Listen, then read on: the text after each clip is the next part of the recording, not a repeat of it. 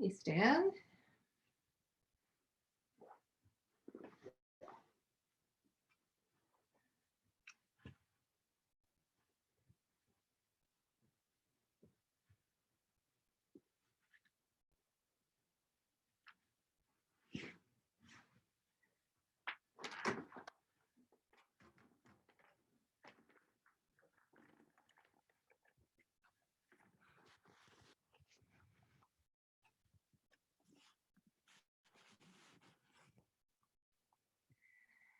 And I'm unmuting everybody.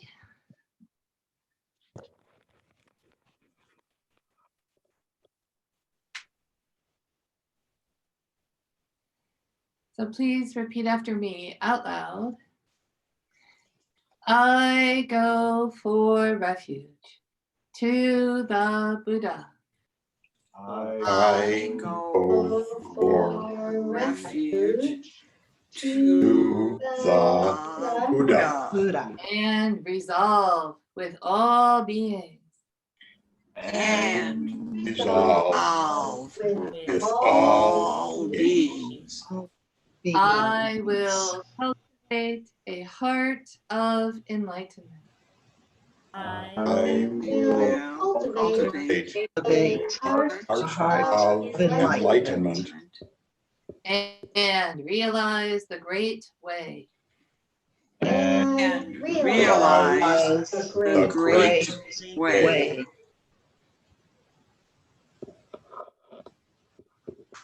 I go for refuge to the Dharma. I go for refuge to the Dharma And resolve with all beings. and resolve with all beings. I will penetrate the teachings. I will penetrate the teachings And uncover oceans of wisdom. and uncover oceans of wisdom. I go for refuge to the Sangha. I go for refuge to the Sangha And resolve with all beings. and resolve with all beings. I will seek peace and happiness for the many. I will seek peace and happiness for the many. And transform this world into Buddha land unimpeded. And transform this world into Buddha land unimpeded.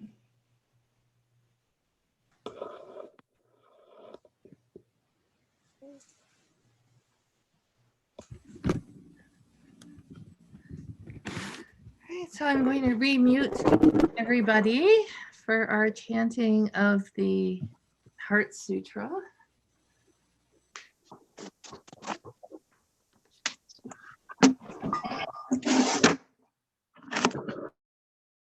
So we can, and then we will do our check-in and this and that. So feel free to follow along. Again, it's on page 13 of the fancy book and on page 8 of the PDF printout.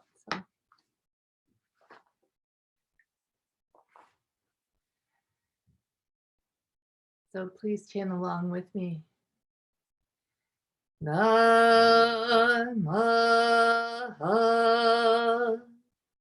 Prajna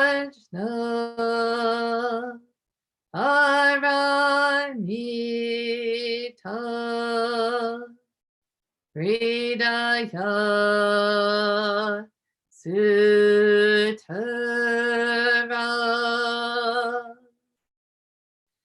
The the Bodhisattva of great compassion, from the deep practice of prajna paramita, perceive the emptiness of all five skandhas, and delivered all beings from their suffering. O Sariputra, form is no other than emptiness, emptiness no other than form. Form is emptiness, emptiness form. The same is true of feeling, thought, impulse, and consciousness. Oh, Sariputra, all dharmas are empty. They are not born nor annihilated. They are not defiled nor immaculate. They do not increase or decrease. So in emptiness, no form, no feeling, no thought, no impulse, no consciousness. No eye, ear, nose, tongue, body, mind. No form, sound, smell, taste, touch, or objects of mind. No realm of sight, no realm of consciousness. No ignorance, nor extinction of ignorance. No old age and death, nor extinction of them.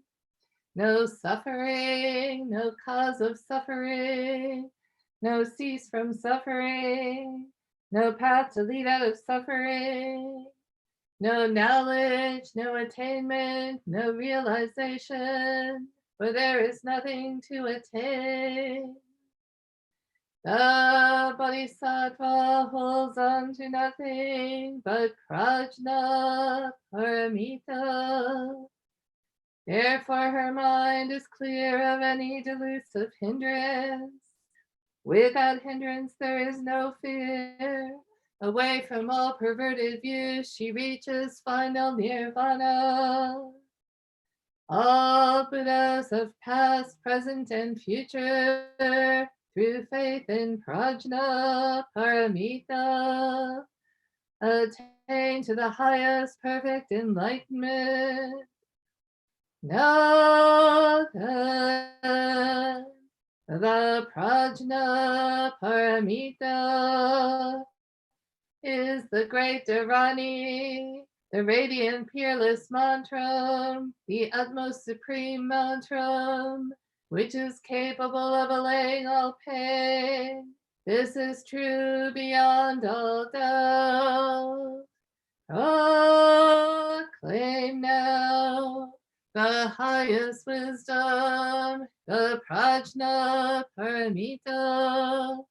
Tate, tate, arakate,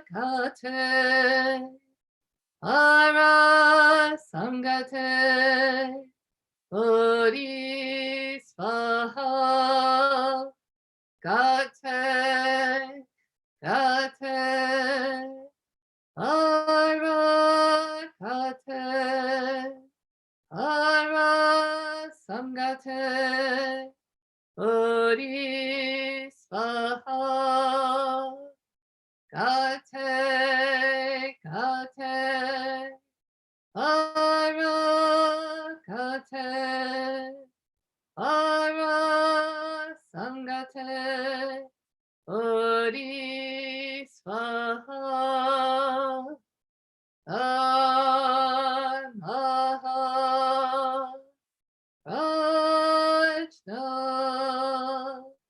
paramita,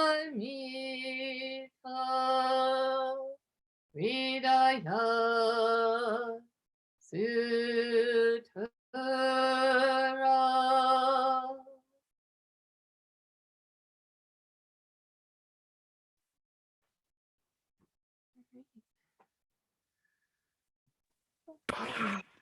They're all unmuted. The cat is happy.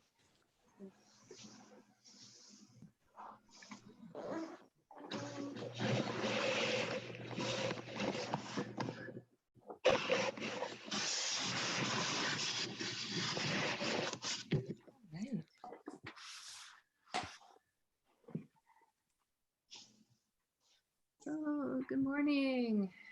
Morning. Good morning. Morning. See everybody. All right, so let's just go around and say hello and check in from near and from far. I see we have South America, we've got the Rocky Mountains, we have Logan Square. We have right here in Chicago. So Kosa, how are you? I'm doing okay.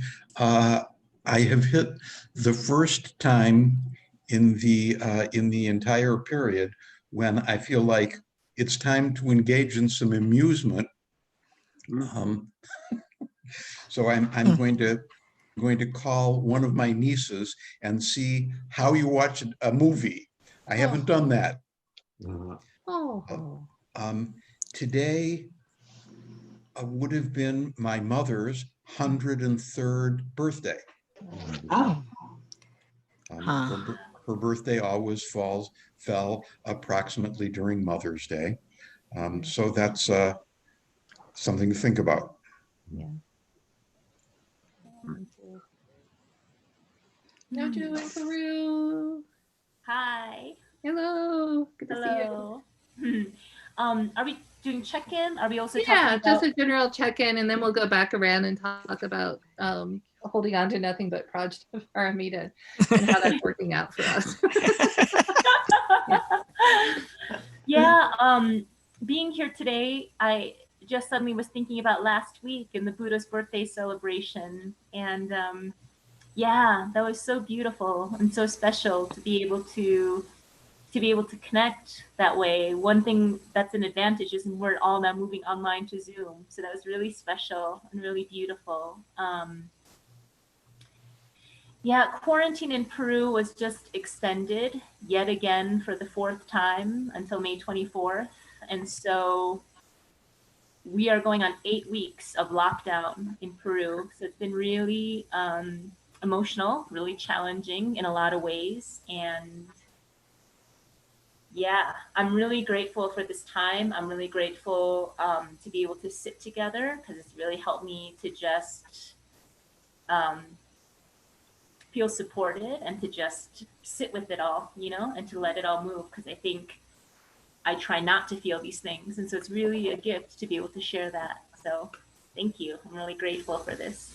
Yeah. Yeah, Nikki. Hi, good morning. Morning. It's nice to see everyone. Yeah, we are kind of just riding the roller coaster up and down, kind of with the weather in Chicago here. And just kind of, yeah, I guess we'll talk more about holding on and but yeah, we're doing okay. Thank you. Good to see everyone. Hello. Natalie, good morning. Morning. Natalie, I seem to have seen in the temple records, you have a Dharma name hidden away somewhere, right? Oh yeah. What is it? I've been calling you Natalie all this time. Kuho. Kuho? Yeah, Natalie's fine though. Okay, yeah.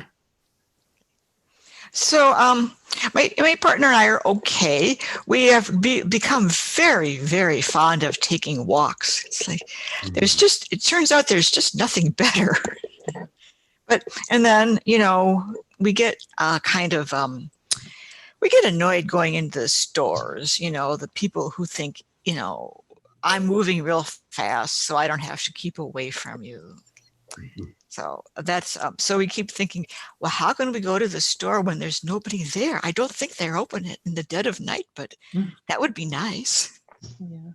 So, you know, you know, I mean, balancing the amount of fear to feel about this, you know, like, I mean, surely I know that I'm going to die in the next couple decades anyhow, or tomorrow or whatever, but just rather not die of this when I don't have to. Yeah. So that's it. Thank you. Well said. Yeah. Now, DJ. Oh, good morning. It's lovely to see your faces and to be with you. Thank you. I'm good. I'm in a situation where I order online and a volunteer picks up my food. And so I feel very grateful about that I don't have to go into the stores. You know, the big story here is the mask and whether or not to wear the mask. And we're now in Pueblo, Colorado, in safer at home. And so Denver is still under a mandate by its mayor, but Pueblo has been less affected. So there is this loosening, but people are really strange about it. There's still this kind of amount of resistance. And I don't know exactly where that comes from. Maybe not enough information. That's what I want to think in their credit, or to their credit. I don't know, but I think this balancing of fear, as Natalie mentioned, is really an important piece somehow, because you know it is then what do you have if you're not letting the fear in. I try not to let the fear in, but I feel very supported here. You know, people check in on me regularly. And in Colorado, I have to tell you folks that the sun shines a lot. Boo, boo. I feel also very embraced by the sunshine. Yeah. Thank you. Good to be with you. Yeah. Great to see you. Wanda, good morning. Good morning. I guess I'm embracing my status as a essential worker at this point. The reality at this point of being in the lockdown is, for me, when I reflect on it, not a whole lot has changed, because I still have my usual work related schedule and routine. The only thing is that the commute is a lot easier, because there's less cars on the road, although not as few as I would expect. So there's not a lot of difference when you have to go to work. So I realize that I'm relatively fortunate in that I regularly get outside of my condo. So Yeah. And there's a lot of other, it does cause a bit of stress at work, because we have the 6-foot rule and the mask must be worn at all times. And some of my coworkers are not really familiar, as I would think they would be, with the protocols when it comes to masks and in keeping your distance. I've had a lot of people walk up right behind me, and I'm like, wait a minute, just because I'm not facing you doesn't mean you can be that close. So, I mean, there's a little stress there, but I mean, for the most part, I think I'm a lot more fortunate than most people during this.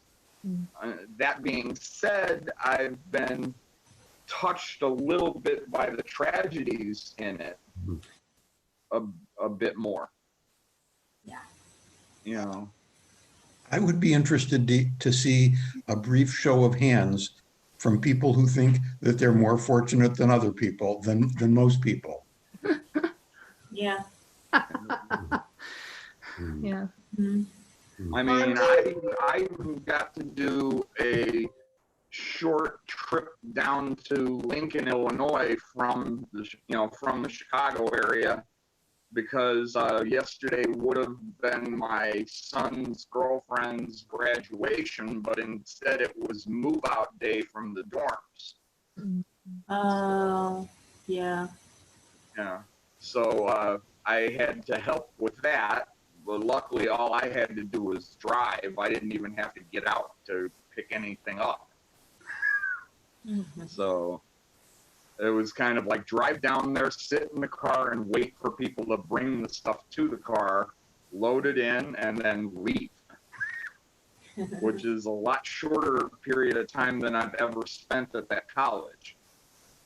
You know, I've never been in and out in a half hour. So, but, you know, it was nice to actually have a nice long drive for a while. You know, it's a couple hours there, a couple hours back. Yeah. So, The open road. Yeah. yeah. Yeah. Thank you. Sunbung, how you But doing? that, I guess, should conclude mine. We'll get back to you. Yeah. Sunbung, how you doing? I'm doing well. I'm actually doing really well, and in some way have some sense of, like Kosa was saying, feeling so fortunate and just trying to remember all the people out there. I mean, it's, I guess for me, it's easy to start to feel like, oh, I'm feeling so good. I'm so lucky. I still have my job. And then, but trying to balance that with really trying to be of service to the people who need it. But I had a funeral this week, and that experience kind of really brought home the Heart Sutra, and it was just at this time was just, I don't know, just seemed a really powerful experience. It wasn't somebody very close to me, but just the whole experience of seeing someone put into the ground while we're reading the Heart Sutra just brought home a lot of it. So that's all. Thank you. I'll just go out of turn just to add on to that. And I have something to say about fear. Well, anyway, but yeah, when my grandmother on my father's side, who was a really complicated person, and she died, and I found myself just chanting the Heart Sutra over and over and over when we were at the cemetery. And so there's something about it that just comes right there. So thank you for that. Sushin Bob. Good morning. Morning. I'm doing pretty good. You know, it was really helpful to have a kind of creative challenge with Buddha's birthday to do that. And then now that has run its course at my job, we're working on recording a song with, I actually mapped it out with like 15 people where we all do different parts, and we have incredible variation in terms of musical ability. So it's this creative challenge that just sort of grew on its own, I guess, because I kept feeding it, and the boss really loves it. And so it's just, you're working with people who are just absolute beginners, people who have a little more skill and beyond. And so, yeah, it's nice to have that. But just kind of, this is such a period of stripping things down to their essence. You know, for some reason, this seems to be the season for college students. I think they're all maybe from the same school, who are working on a project for their world religion class to interview.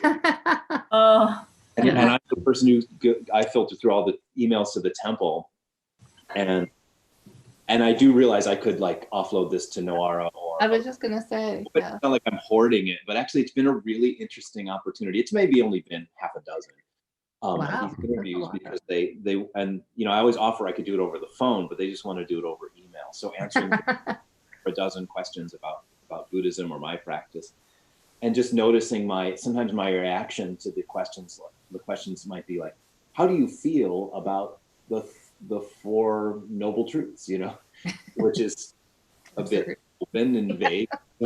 But then other times are really good questions, or they're like, you know, where do we go after we die, and these kinds of things, and you know, what's your organization stance on abortion and things like that. So it's really gotten me to you know, be careful and think, but also be you know, a good representative at the same time. Like, it's gotten me to look at my practice and, you know, and our own religion and traditions and everything. So yeah, that's been kind of nice. But I've been doing more regular practice.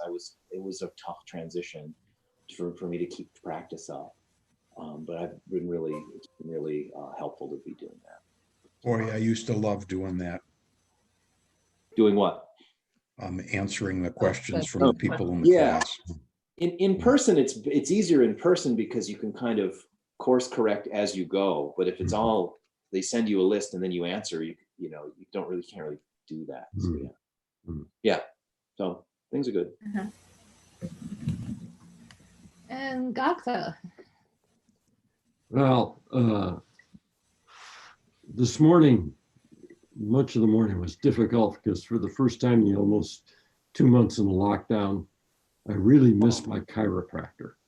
You know, he's giving me a lot of exercises to do and they weren't working this morning, but you know, I'm coming around. But mostly, I have a lot of gratitude because our families are doing, you know, fine in the lockdown. But particularly this, on Monday morning, a close buddy of mine called and told me this is a man who's been struggling with cancer for 2.5 years now. And went in for tests. And for the first time in months, they found tumors again in his intestines. In the beginning of the week, he didn't know if it was operable. But since then, he's found out that it is, and he'll be going in for surgery, just like surgery he had done 6-8 months ago. So, you know, it's looking good. But for a while there, you know, we thought that that was it. And so that's where I'm at.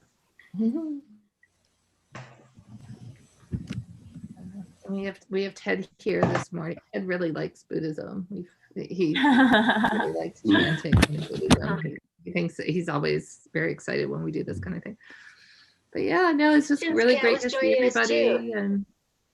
and it's yeah, I'm just really same thing. I'm using.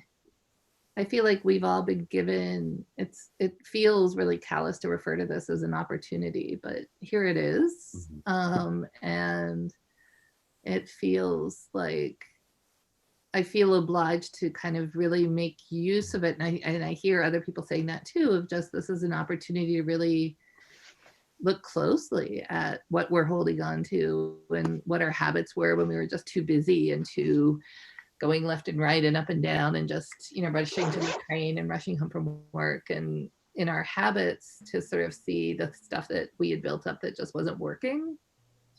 And so, yeah, I just feel like it's a great, I've completely redone like how I organize my work day, and it's made like a 200% difference in my life. I'm so much happier.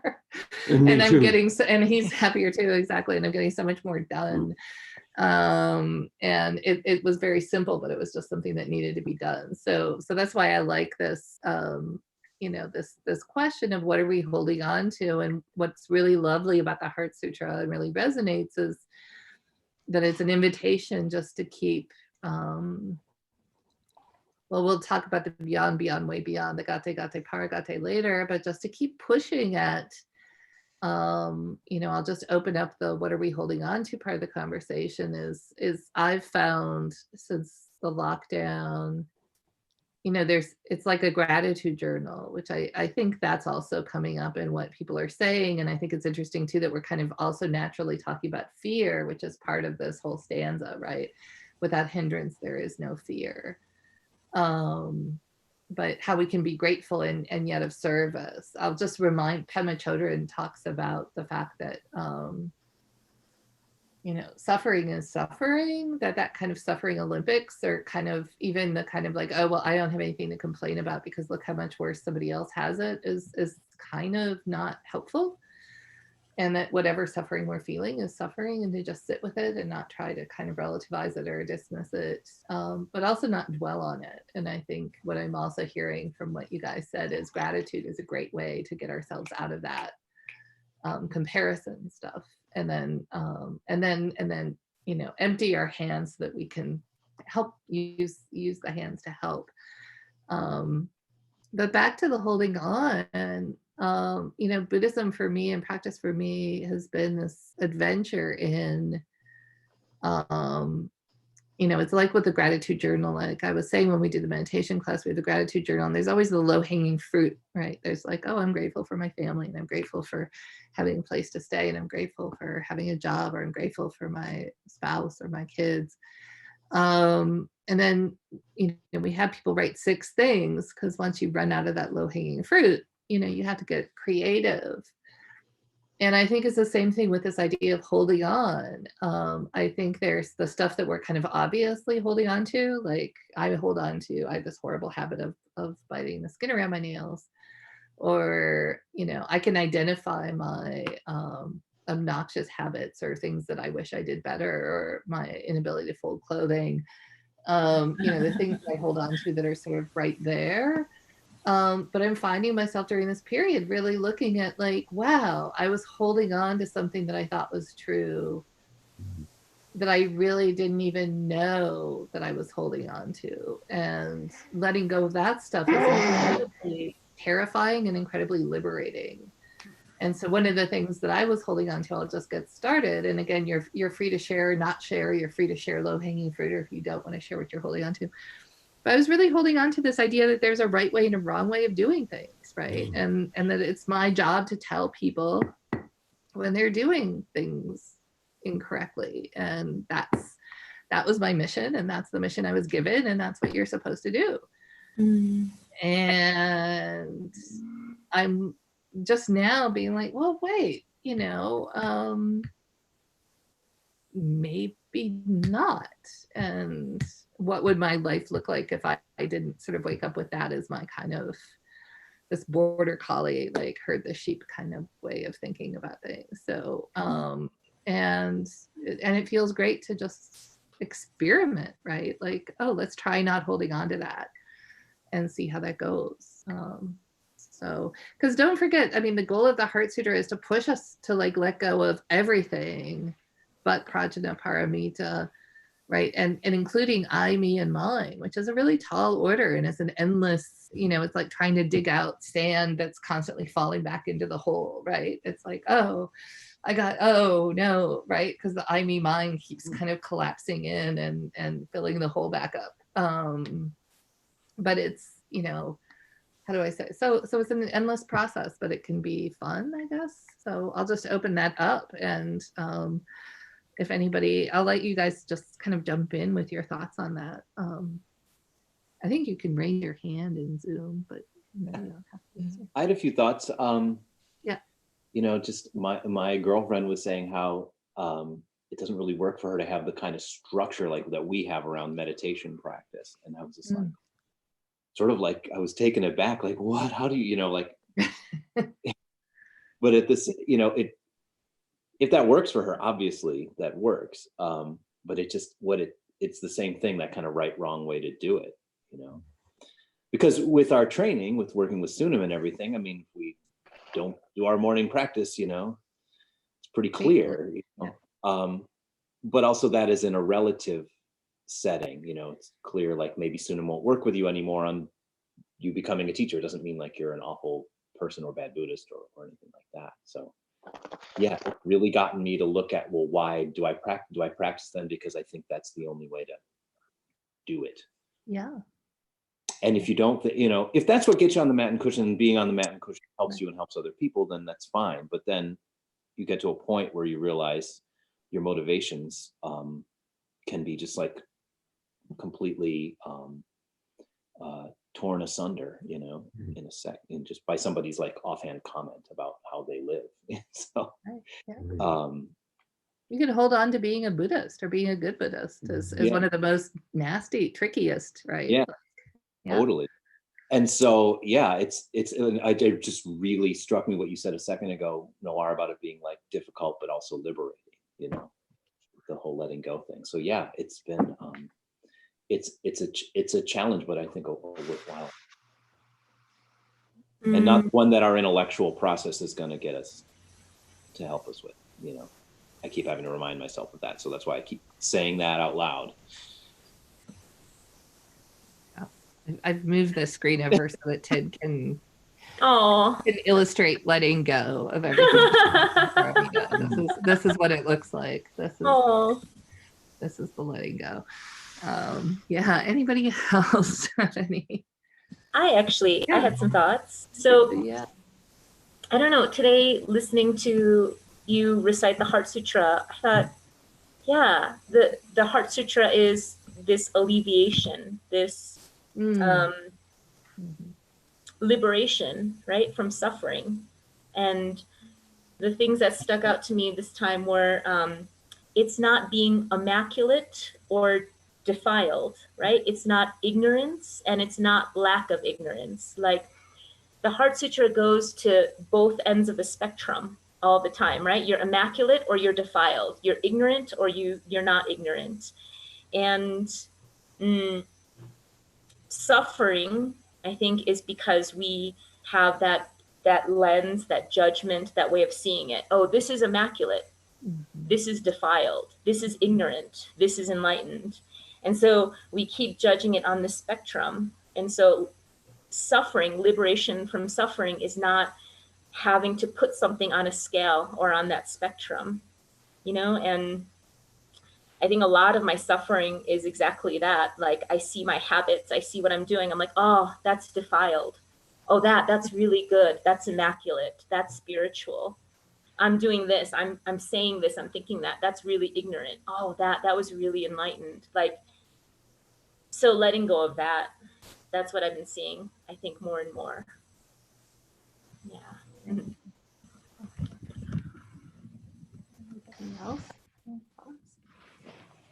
One thing that struck me, Noara, that you just that you said was about the sand, digging yourself out of the sand, and that is something that I've been feeling a lot, just kind of being closed in and really thinking about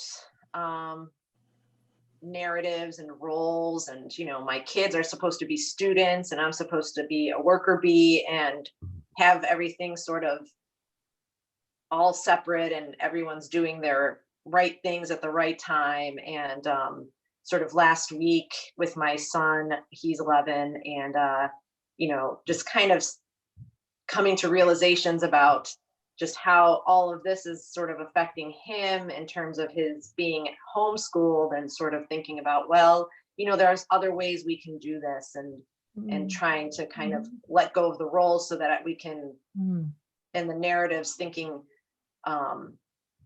that we can sort of create something that works for us as individuals. But then it's like, then the next day I'm like, wait, you have to be doing your math. And so it's like that sand. It's like I have these like moments of clarity where I'm sort of like, this is, you know, again, that sort of opportunity to recalibrate and reorganize.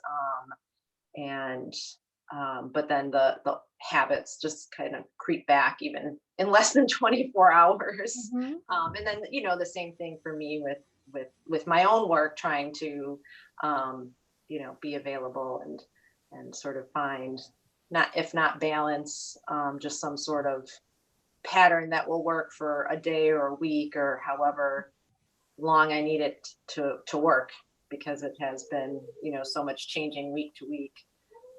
But yeah, so yeah, that's what I'm holding on to, is roles and narratives, I think.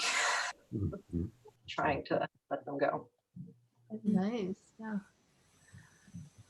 But we can get those little glimpses of the blue sky wisdom, right? And that's, yeah, it doesn't have to be that way, right? Yeah.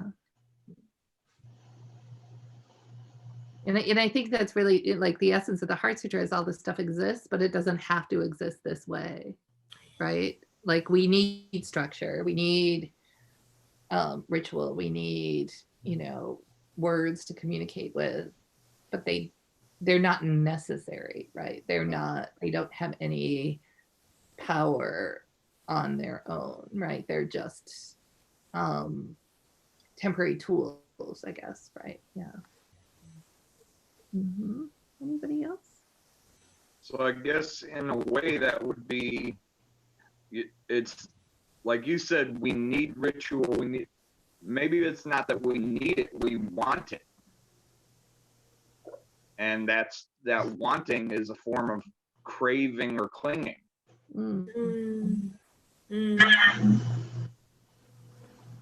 I think so. I also think that without ritual, if we don't have the image that's coming to mind is a girdle. I've been watching way too much 70s TV. But like if we don't have this thing, we default to I, me, my. We default to the ego, right? And so I think like that's where, so need is maybe a bad word to use, right? But I think that if in the absence of something that takes us out of ourselves, we just collapse, that the walls fall right in, and we're just acting out of I want, I need, me. It's really hard to see outside the fog of self, if that makes sense. I think that's what I was trying to get to, but yeah. I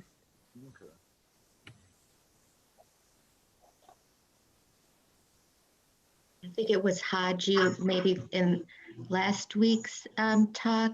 She talked about, was it Haju who talked about having your hand in front of your face? Yeah, our hand's always here and we just see our little world.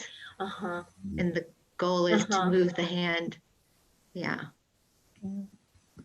I'm sad that she didn't say, because I love this line and I use it by her all the time, which is, she said once, if you find yourself in a room with a tarantula, make the room bigger.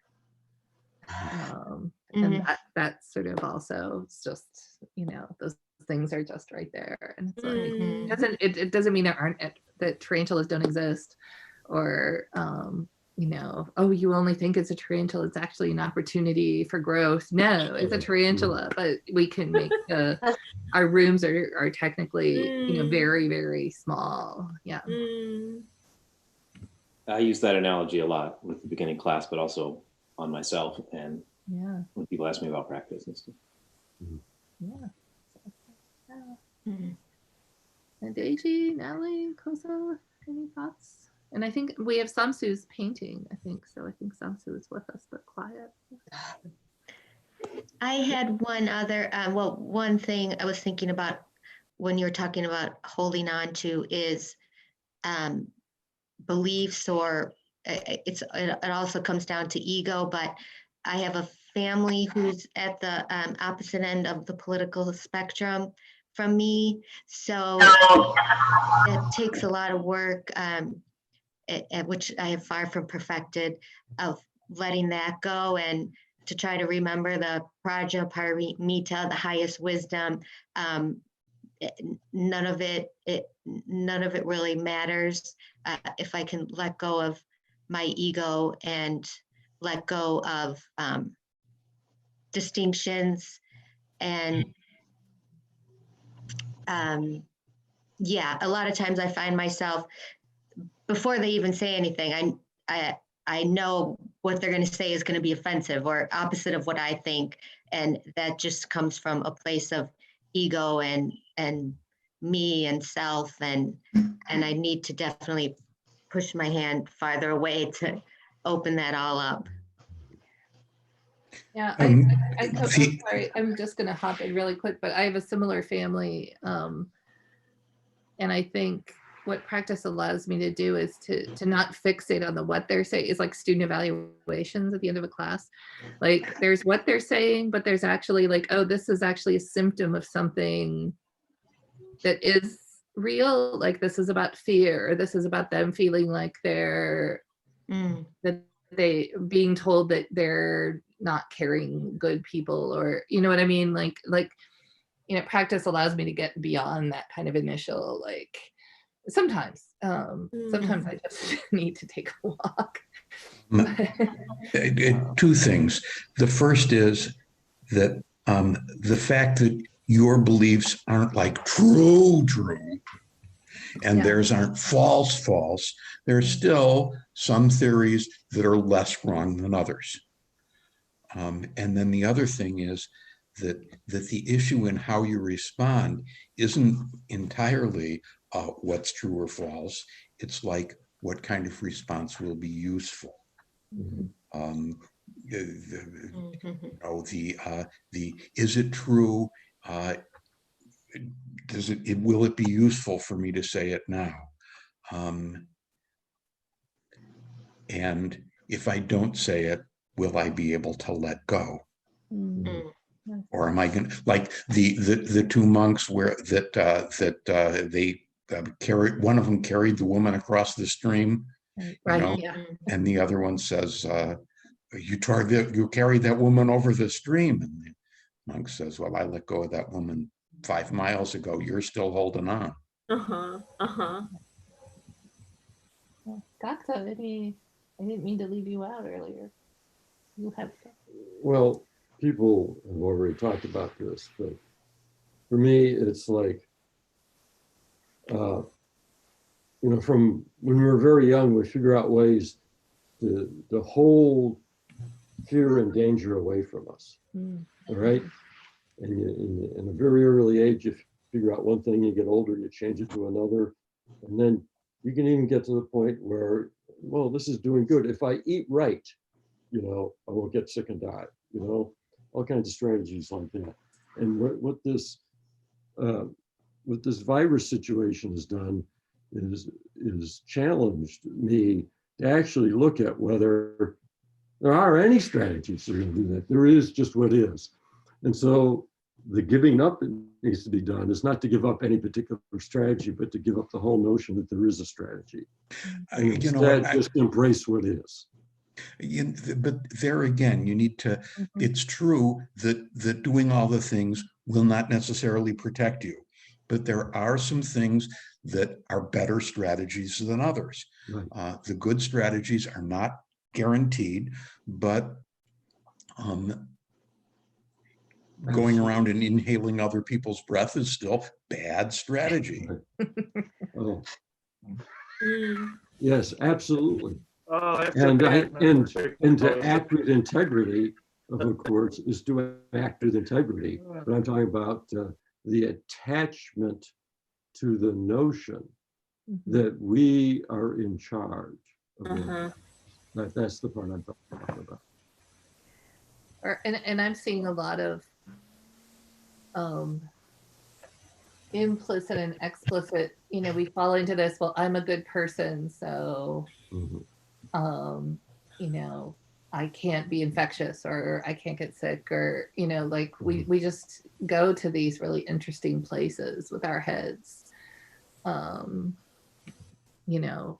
so you see certain people being kind of careless because they're kind of like, oh well, we're professors, or we're and it's like, well, but that's yeah. To me, what helps me kind of stay a little bit out of the I mean mind sometimes is just remembering that, like Kosa was saying, there's truth, and there's false, but everything kind of falls in between those. So it's, I kind of look at, there's a quote that comes from my schooling and everything of, all models are wrong, but some models are useful. Yes. Right.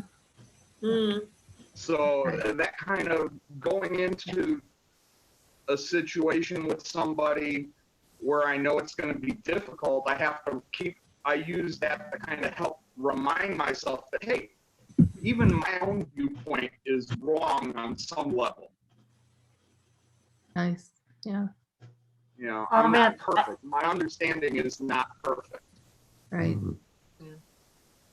I'm listening to everybody talk. I just keep thinking back to what is it Animal Farm, that quote, everybody's equal, some are more equal than others. I just keep feeling like we're kind of going back to that in some I ways. think it's the line is, but pigs are more equal than others.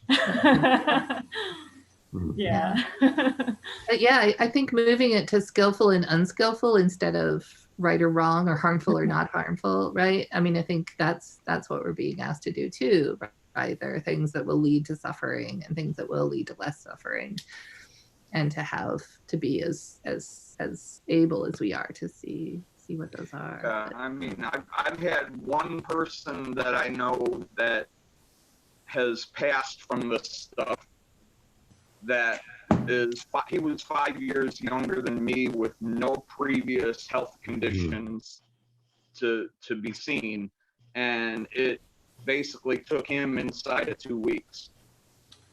Wow.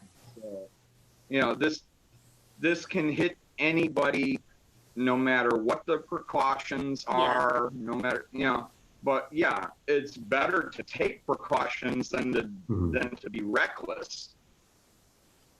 But, you know, in the end, not everything is going to help. Yeah. So there he is. We were looking at your beautiful painting before. So Thank you. Thank you. Yeah. Any thoughts about holding on, Natalie, Nadeji, Samsu? Nadeji. Yeah, let me, well, Noah, you would recognize this point in the semester of making judgment. I mean, that's what so I taught 2 classes this semester, and midway, well, you know, everything erupted in early March, so that everything went online, and there's been a lot of student meltdown around various projects and goals and expectations. It's been very hard for me to let go of that. Well, you didn't come to me in time. You didn't talk to me. And so therefore I get to make this judgment. And it's that continuum of what it means to exercise a role, and because I can't let go of the role, I have to make a judgment in some respect that ends up on a student's chart. And so it's this thing about how do you get to skillful? Skillful means about how do you hold on to kind of understanding the context for what's been going on this semester and how that has had very real impact on students' abilities. And yeah, it's been really interesting for me. And I noticed that one thing that I'm holding on to perhaps is kind of like, well, you should have known better. Why didn't you kind of exercise some ability to communicate with the instructor, me? You know, I am in the picture, right? And it's kind of this, okay, how do I work with this material of making the judgment and at the same time, you know, holding on to some compassion and understanding. And so I'm doing the best I can with it, but there are some, I mean, I feel like I'm impacted by this semester as well. Yeah. And so it's kind of hard to feel skillful in the midst of it all. But I think I just love what you just said, because I just think it's such the essence of the Heart Sutra, in the sense that we're in the net at the same time we're trying to describe the net. And like nobody stands outside of it, which I think is a really fundamental realization, that nobody's outside of this. We're all caught in it. And also just the way that the Heart Sutra says, yeah, here are the 4 noble truths, but don't hold on to them, right? It's not saying all of this is, I won't use the word. Yeah, so there you go, Kosa. I'm not going to use the word you used a few weeks ago. But sort of saying that, you know, that they're here, but they're trying to sort of show us how can you have these and not hold on to them, which is really, really hard. But I love that it's out there as an ideal and that it's not about like, hey, rules are for losers. You know, yeah, anyway, I'll be quiet now. But yeah, Samsu, did you? Yeah, what Nadeju is saying, I really relate to in terms of work and students. It's an interesting challenge to let go of all of my norms around how I engage them and embrace these new ideas of like, oh, what's important and significant here is how I move through this with their unique circumstances.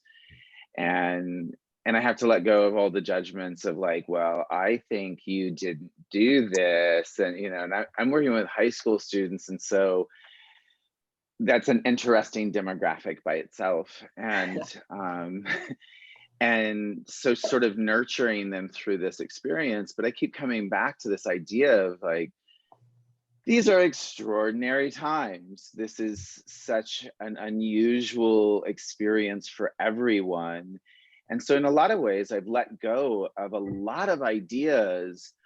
And I don't like using the word normal and new normal. And I don't particularly care for that terminology, but as I move through this, you know, early on, I carried a lot of anxiety and wonder of like, okay, how are we gonna do this? And I dug in and I was like, okay, well, if I live alone, so I'm gathering stuff so that if I'm sick and have to weather sickness, I'm prepared, you know, froze chicken soup. And I've slowly, right? Because there's like, no, like, what would I do if I was really ill?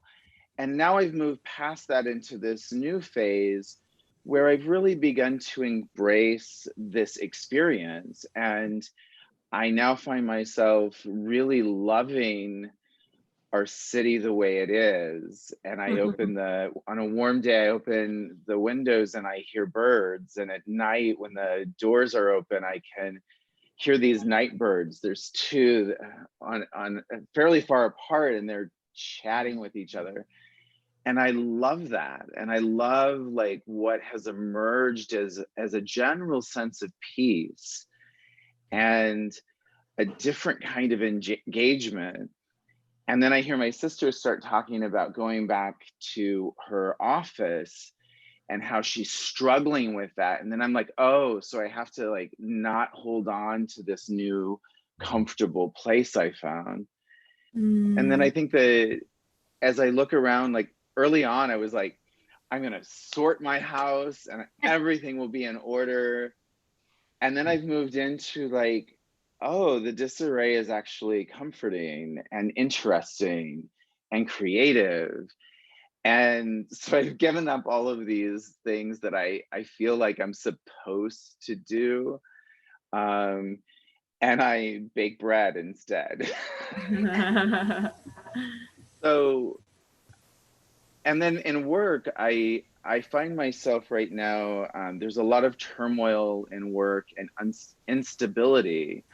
But what I've driven into is, oh, this might be asking me to reinvent my life. And that might be a really wonderful experience.